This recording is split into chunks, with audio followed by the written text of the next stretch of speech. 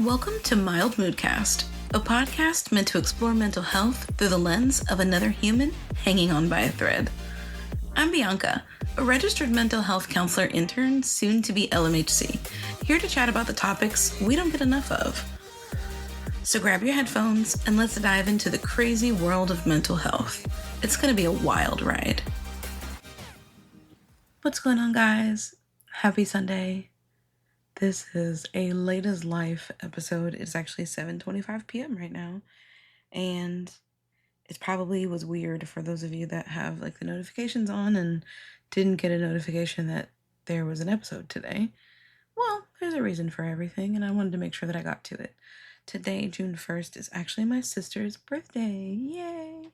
So we had sort of like a lunch. Or I don't want to call it early dinner because it was 2 p.m. So we'll call it lunch. That was planned for her. We were there for quite a while. It was really wonderful. And then when I got home, I was just exhausted.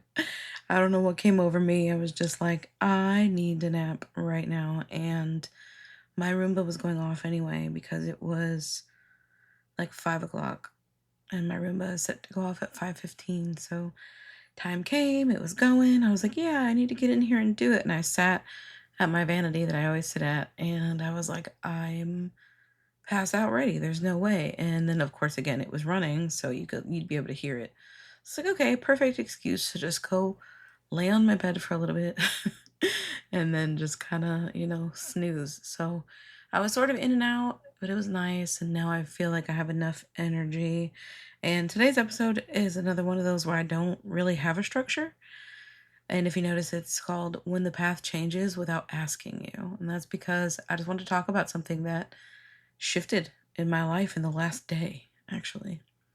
There are a lot of moments where everything feels like things are in motion, but nothing feels secure.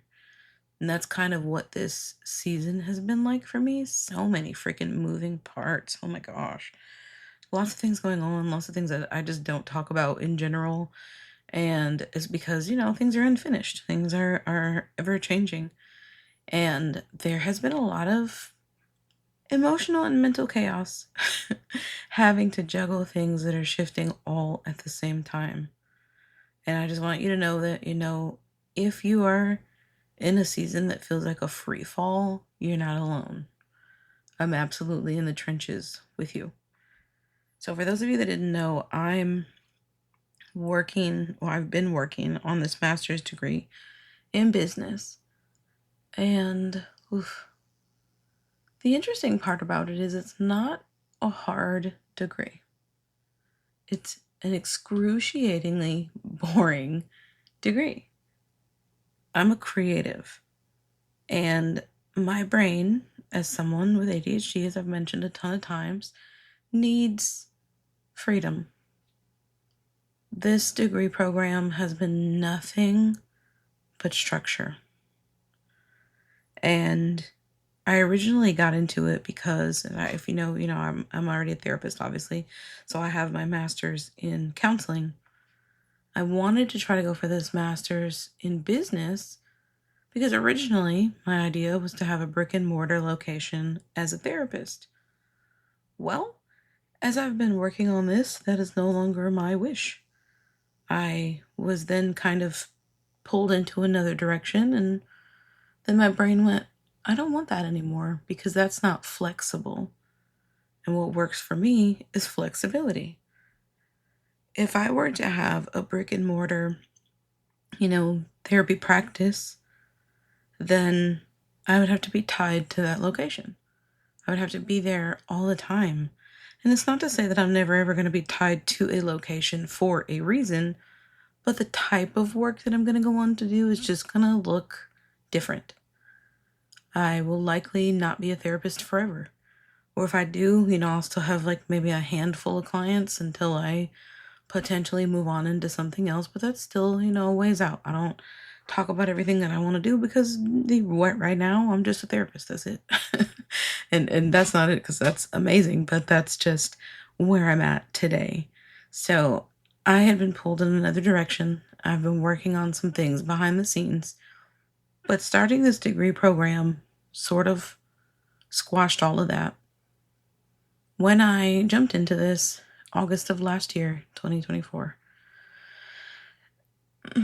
how do I explain it? There were 3 classes, which is funny because when I was in my counseling degree, I would do 3 all the time. That was every single semester was 3. I think I might have started with 2 and I was like, oh yeah, I can handle it. That's fine. But the classes were August to December. And now you might think to yourself like, well, if your classes were shorter this time around, wouldn't that be a little bit easier? And maybe immediately you were like, oh, hell no, if they were shorter than that, no. These were and have been 8-week courses. So I went actually with 2 classes from August to October, and then from 1 class from October to December. So it was very, I don't know, for some reason those just felt leisurely. I think one of them wasn't even really a class. It was something that you could get done in the span of a weekend. So it was very easy. But, content-wise, format-wise, the other 2 were fine. I then had a break all the way until March. So from December to March, I didn't have any homework. I could do whatever I wanted. If I wanted to take a nap, I could take a nap. If I wanted to draw, I could draw. If I wanted to color, I could color. And I was really taking that time for myself. That's when I would sit most with my Kindle and, do all of the meditation and do all of the things that really and truly fed me. They fed my soul. And it was beautiful. Well, when March started, I started with 2 courses. And I should pull them up actually to tell you what they're called. I know one of them was an accounting course. And then another one was Foundations of Business Statistics. So Accounting for Decision Makers and Foundations of Business Statistics tried to take me down. Now, I'll be real. The Foundations of Business Statistics, I ended with a very high A. Very high A. And Accounting for Decision Makers, I was so stressed out. So this started March, I want to say March 10th, I think, was when it started. And it went until May 4th. And the 2 classes that I'm in right now, Marketing Decisions for Managers and Organizational Behavior in a Dynamic and Complex World, started May 5th. So my classes ended on a Sunday and they started again on a Monday. And I didn't get a break in between the 2 of them. But accounting really tried to take me down. And it's amazing because I am a numbers girl. Like, numbers and I were cool. Obviously, do I prefer, the having a whole calculator in your pocket all the time like teachers used to tell you that you wouldn't have? Yeah. If I don't have to do the math, I won't. But it wasn't the fact that it was math. The math wasn't the hard part. Whenever I sat down and I would listen to the teacher's lecture, which she would do it 1 day a week, I understood everything she told me. In fact, I think it was the only time I understood everything from the class. The format was so horrible. If you guys have never used McGraw-Hill online, first of all, just letting the words McGraw-Hill leave my mouth, just terrible. McGraw-Hill Online has smart books, learn smarts, quizzes, tests. So for these 2 classes at the very same time, they were both using the McGraw-Hill format. My other 3 classes had only been in Canvas. So any quiz I needed to take, any test I needed to do was in the Canvas format, and it was fine. If I had to read something, I could read it. With these homeworks, it would say something along the lines of, you have to learn 23 concepts. Sometimes there were 47 concepts. Sometimes there were 13 concepts. And the thing about each concept was there were 3 or 4 questions per concept. And if you didn't answer enough questions right, you couldn't finish. So it would take me hours, just hours to get this stuff done. And it was becoming increasingly more stressful. And you might be wondering, like, Bianca, why did it take you so long to get it done? It was the way it was set up.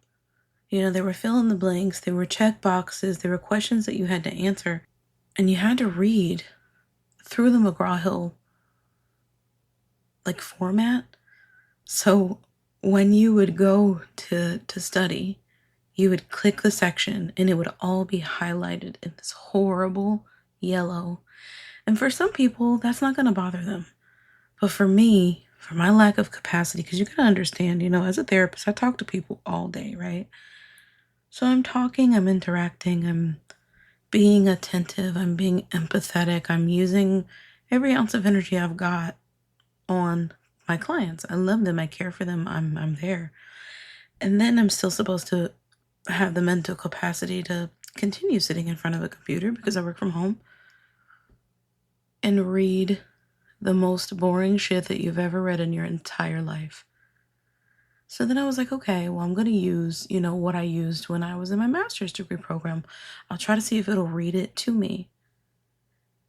It read it to me in the most robotic, monotone voice that you've ever heard. And it was like nails on a chalkboard. Like that was my own personal hell. And I kept trying and trying, just to overcome it. I was like, this is so hard for me because it's not like they would use real world examples of shit that like you don't even know yet. So you can't even connect it, because everybody learns differently, right? So for certain people, they'll be able to read that and they'll go, okay, yeah, I understand. And for me, I was just like, none of this shit makes sense. None of it. I can't connect it to anything. And then I had the few classes or whatever at first. So then I kind of do this thing where I feel like I know nothing. And then when I go to explain it to someone else, suddenly I have all of the information. So it's going somewhere, but it just wasn't going where I needed it to go for the tests. So particularly for this accounting course, like I said, the teacher, she was actually great. When she would explain it, the way that she would break it down, the examples that she would use, instantly I understood it. I was like, wow, I wish I could just have this and then answer some questions. Well, to make matters worse, she was the type of teacher that put everything in a lockdown browser, which I can handle a lockdown browser. That wasn't the worst part. It was the fact that we had to sit on camera. If you're someone that's neurodivergent, even if you're not necessarily the most fidgety, you fidget. I move around. I tap, I hum, I read my questions out loud. These are all things you can't do when you're on a camera or your test gets taken and it gets invalidated. So it was causing me intense amounts of anxiety to the point that I almost dropped the course. And the only reason that I didn't was because I was only taking 2 classes. So if I would have dropped one, then the school would have made me owe all of the financial aid that I had gotten back. So I was like, great. I ended up having a conversation. There were 5 days, I think, that I had to make the decision and I needed to know. So because I took the tests and I was not passing them. I'm going to be so honest. I was getting 100s on the homework. I was getting 100s on the classwork. But the percentages, the way that she had it in the computer was, you didn't have a fighting chance. Everybody, I had created, WhatsApp chats for the classes, and it was just so that we would be able to support each other. And people were so upset. They were like, are you guys noticing that your grade just doesn't budge? You finish your homework, and the homeworks would be, 12 questions. And there were sometimes 16 things that you would have to answer in one question. And sometimes the computer was flat out wrong. Just wrong. And you'd be like, yo, did anybody turn this in? Because the number that I have is right. And they were like, yeah, we had the same answer too. We had to take it as a loss. They would give it to me or whatever because they're like, don't get the points off. But I would get full points on these homeworks and it would not budge my grade at all. And I wasn't passing the tests. So I think there were maybe 4 tests all in all.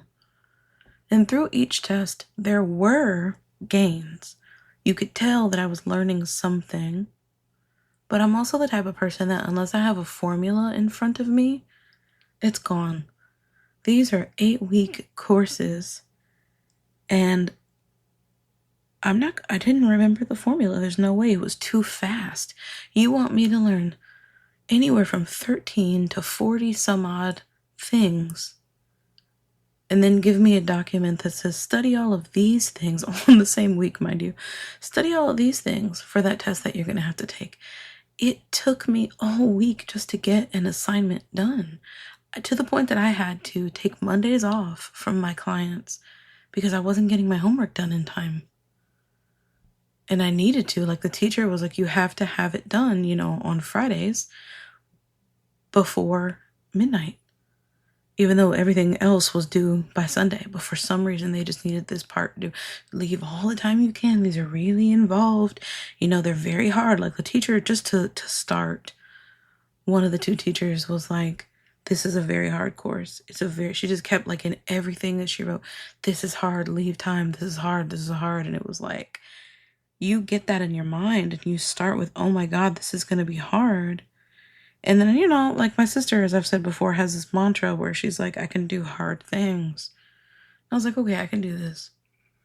And I remember talking to my mom and my mom was like, listen, you already have a master's degree. You don't have to prove anything to yourself. If you don't want to keep doing this, drop out. I support you. And the whole reason that I did it, if I didn't say this already, was because, yeah, I could have learned from someone else the things for business, but I wanted to hold myself to like a due date, because I knew that if I tried to do it on my own, at least in the headspace where I had started, I wasn't gonna learn about it. And I just wanted to have a business and hit the ground running, So of course I did this and things started off well, but then it was just becoming like detrimental to my mental health. I didn't have any more time for me. I haven't had any more time for me. I'm in 2 classes right now. And these are actually enjoyable. They're a hell of a lot easier.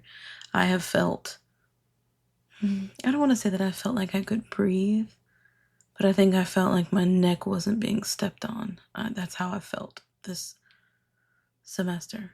These are 7-week courses, not even 8. So I'll be done with these on June 22nd.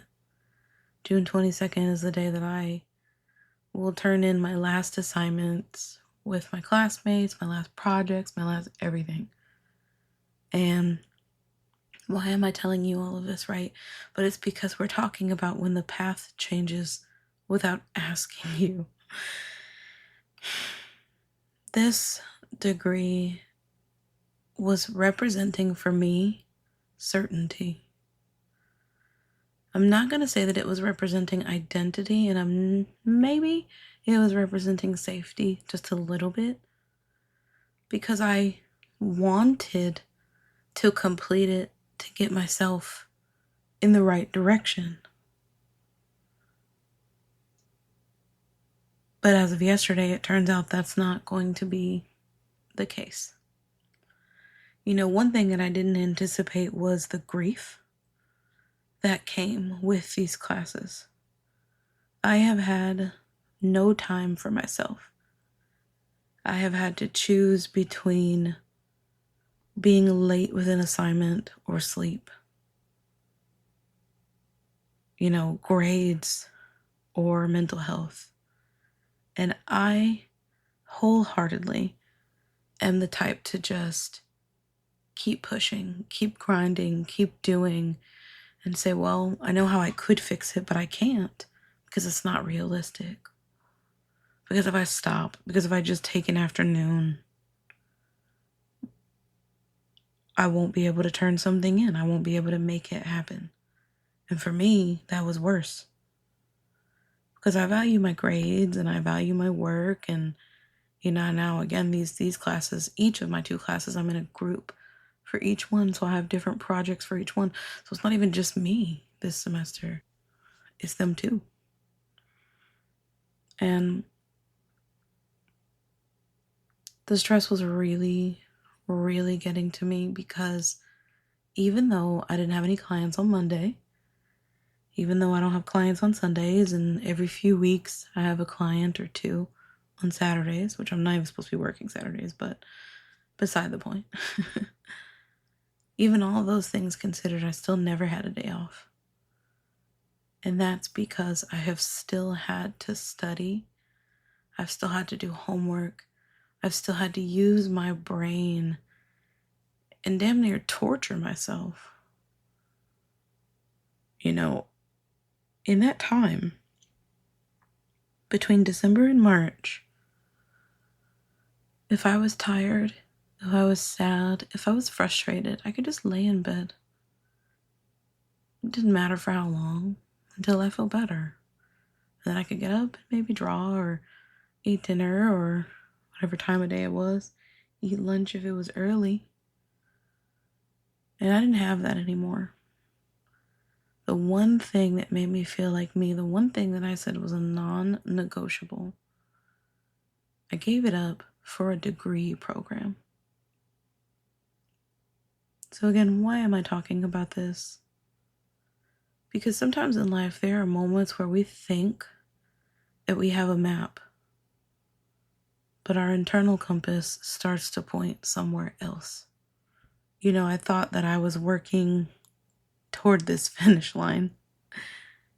And yesterday something came in and said there will be no fall semester, which likely means there won't be a winter semester. That's how this school is set up. There won't be another summer semester or another fall, and so on and so forth. And what's interesting is I was supposed to be done with this degree at the end of next year. And I knew that in my last semester, I was going to have to take 3 courses at once. And I have this thing about forward thinking and forward planning, because there's nothing wrong with forward thinking. But for me, it was just like, I can keep pushing. It's just another year. But knowing the way that I felt up until yesterday, and probably still for the next 3 weeks, I wouldn't have made it. I have been redirected. I don't know what that looks like. I don't know what's going to happen. I don't know what's going to take over. I do know that I have had business ventures that I started that came to a screeching halt because I didn't have another second in any day. No one in their right mind should be doing homework until 11 o'clock at night. Sometimes you don't have a choice. Sometimes it's peaceful for you. But when you're doing it from the angle of you have no other choice, rather than this is what I want to make the rest of my life easier, it just doesn't make sense. And that was my thing, is I never needed this degree. This degree will do nothing for me except provide me with different types of information that I could have gotten somewhere else. I'm crazy resourceful. I know a lot of people. Networking is important. I can sit down and pay for someone else to explain things to me. I didn't have to go the degree route, but I thought it was the right choice. And I leaned into it for the wrong reason. I thought it was the right reason, When you make a decision for something and it's not impulsive, you think that it's the right one. And it's amazing because I woke up, yesterday I was panicked about it because it was, again, something I have no control over. I just know I will not be able to continue next semester.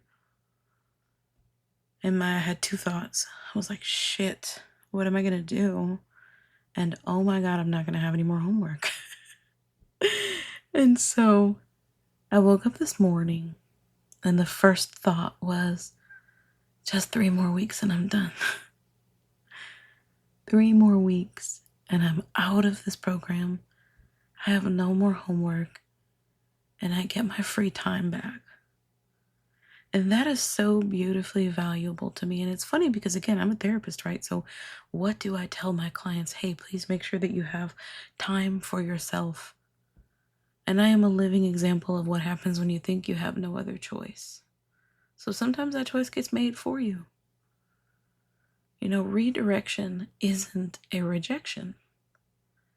Just because the original plan isn't where you land doesn't mean that you failed. And that counts for, oh my God, everywhere. For relationships, for careers, for degrees, or even a version of yourself that you have left behind.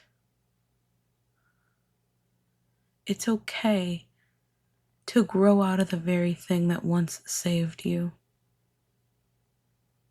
I'm taking from this what I learned, and I'll maximize on it another time in my own way. This has shown me, now that I don't have any other choice, it's shown me just how much I gave up for something I didn't even need. And the truth of it is if I was meant to still be there, I would still be there. I don't think I've ever surrendered as easily as I just have in the last 24 hours. Because my first instinct again was, fuck, what do you mean I can't? What do you mean I will not be able to start classes in August? And then the rest of it set in. My nervous system said, oh my God, we get to go back to taking care of us again. To making room for what I'm actually passionate about. For making room. To making room for what I love, what I get to be creative doing. I'm working on a mental health journal. As I had said before, there's been a ton of journal entries that I have given you guys, and it's because all the while I'm working on something, I completely stopped. I have a small business selling crystal accessories, bracelets, stickers, and eventually stationery. And I've done none of it. I haven't been able to keep up with social media. I haven't even been able to keep up with the social media for this that my voice talks about at the beginning and ending of every fucking, episode. I let go of so many things except this, and thank God I didn't let go of this, because this has been just a beautiful space for me. It's been everything, I've been able to talk, to connect, to reach out to other people who might be going through the same thing, and often they are. And I want more of that. I want more creativity. Sometimes we convince ourselves that we have to do certain things because that's the way the rest of the world works. That's what maybe your parents did, or people who were important to you. That's the way that they think that you should live your life, or push you. And thankfully my parents didn't push me for this, but speaking to whoever hears this right now, if something has been pulling you in another direction and it seems different, it seems unconventional, it seems judged even, that if you were to turn around and tell someone, hey, this is actually what I want to do, instead of opening this office, instead of working for these people, instead of, hey, the job that I work at wants to open a new location and, they want me to spearhead it, but that's not what you really want to do. Keep in mind, and I've said this before, what is meant for you might sound insane to other people. And if you don't redirect yourself, your life will keep fighting to redirect you. There is a reason that we think of things all the time. Like, obviously not if they're going to be harmful, but, this is within reason. Maybe you want to draw professionally. Maybe you want to paint. Maybe you want to sing. Maybe you want to produce. Maybe you want to create video games. It doesn't matter what age you are. You are in the driver's seat of your life. And I would rather struggle doing what I love than struggle doing what someone else told me to do. being who someone else asked me to be. Discomfort is important because it creates change. I don't want to just coast for the sake of paying my bills. Because the beauty about when you struggle doing something you love, you're not going to struggle for long. Because you're so passionate about it. You know, it's so funny because as a society, they'll say, do what you love and you'll never work a day in your life. But then when you try to do what you love, they look at you like you have 5 heads. I would encourage you guys today to really consider what makes you passionate. Because it's extremely likely that that is alignment, not chaos. If you've been told no, it wasn't because you failed. It was because it wasn't meant for you. One thing you will not get up off me is what is meant for us won't miss us. It's going to keep trying to come back around and around and around until we pay attention to it. You know, the version of me that made those plans at the beginning didn't know what I know now. And I still don't know what's coming going forward. But it doesn't matter because I'm trusting that I know how to get through it. I didn't need this anyway. And if it felt like I did, I was wrong. So if there's some way that you've been redirected and it was hard for you to sit with it, some no that you've been given, really listen to where that yes might be hiding. Because it's your life. And we have to trust the unwritten, or at least what we perceive to be unwritten, parts. Thanks for listening today, guys. Just want you to know that I too am in the trenches with you. If you ever feel like you want to reach out, you have questions, you want to talk about more, please feel free. And trust that you have everything that you need for this reroute.